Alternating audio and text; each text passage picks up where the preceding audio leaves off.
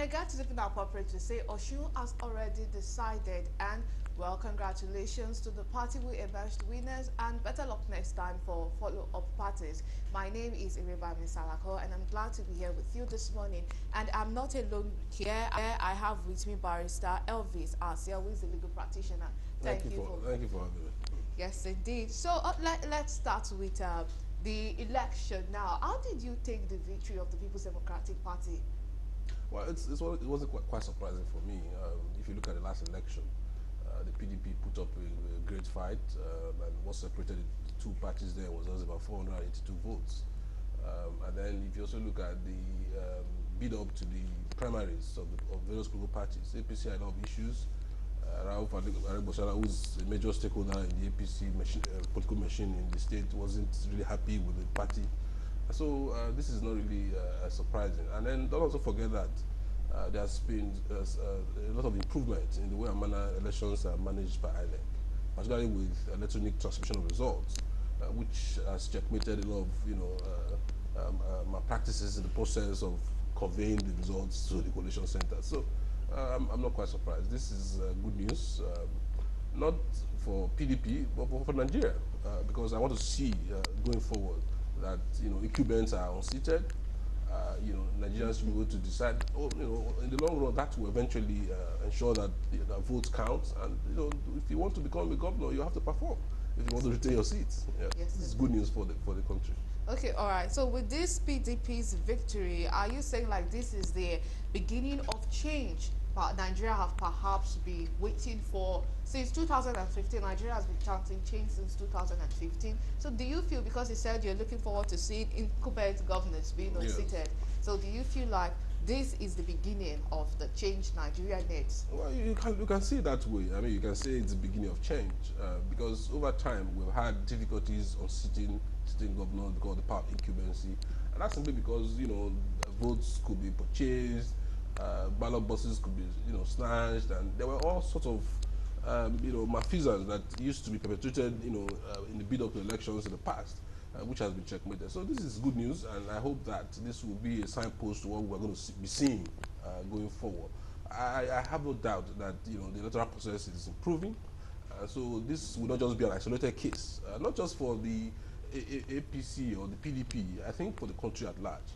Nigerians, as you can see, are beginning to look at personalities, not necessarily political parties, and so over time we're going to see great change, and this is a stepping stone for future elections in the country.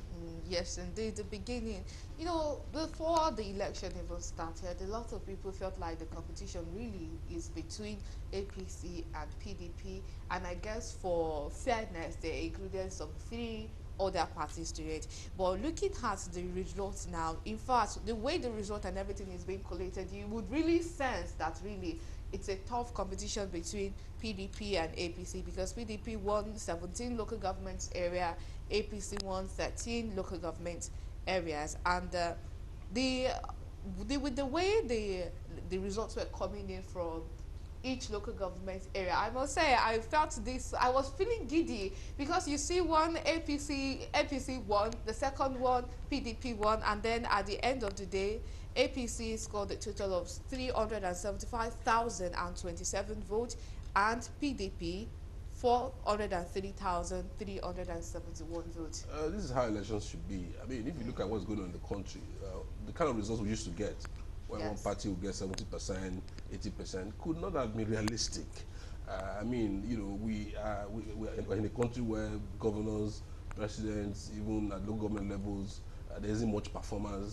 And then you now see that when elections are done, because you're an incumbent, you get 70%. So in the past, that wasn't realistic of the real situation. So this is the kind of thing we want to see, a clearly contested election, where the popularity, the competence of the candidates will be tested, and by Nigerians, and as in this case by Osun State citizens, residents. So this is good news. So it's I mean, like I said earlier, it wasn't really surprising because we saw something like this. In fact, the last election was even more keenly contested. Yes, indeed. In the first round, the PDP was leading by I think about 500 and something votes, and then there was a rerun in some areas, which upturned the whole scenario. which now made it favor the APC with about 482 votes. So it's these two parties within appears to have good structures within the state. It appears that the state is not a one-way traffic like we have it in most other states. Okay, yes, indeed. So now it's time for us to link up with our correspondent in Osun State now, John Felix. Hello, John. How are you doing over there?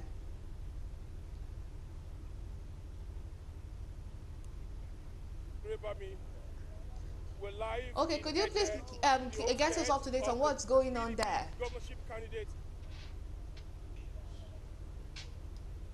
All right, residents of Osun State have spoken and their voices have been declared, their voices have been heard loud and clear.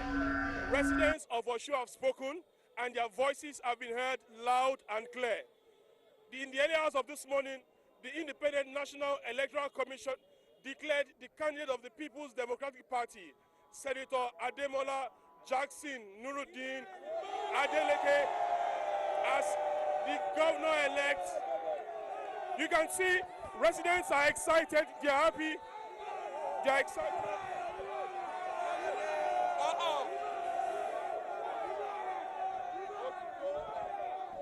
You know, they are excited, and it's difficult, you know, to get them here.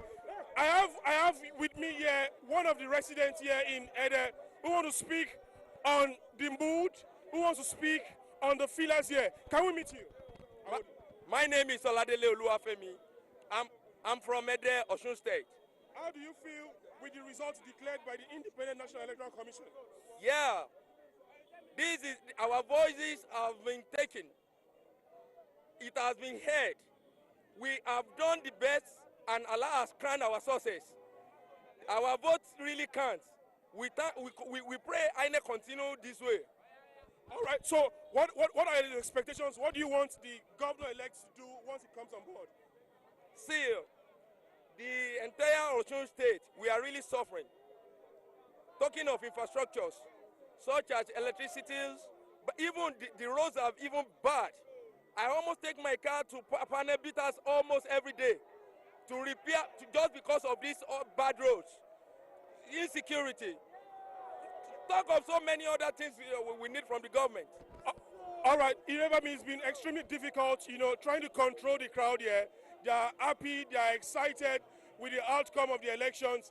They are also happy that now the results are turned out in their favor. You can also see right behind me, as you can see what my cameraman is doing, the people are excited, they are happy. Do you want to share your views? How do you feel about this result? Yeah, this is right thing for Osun State now.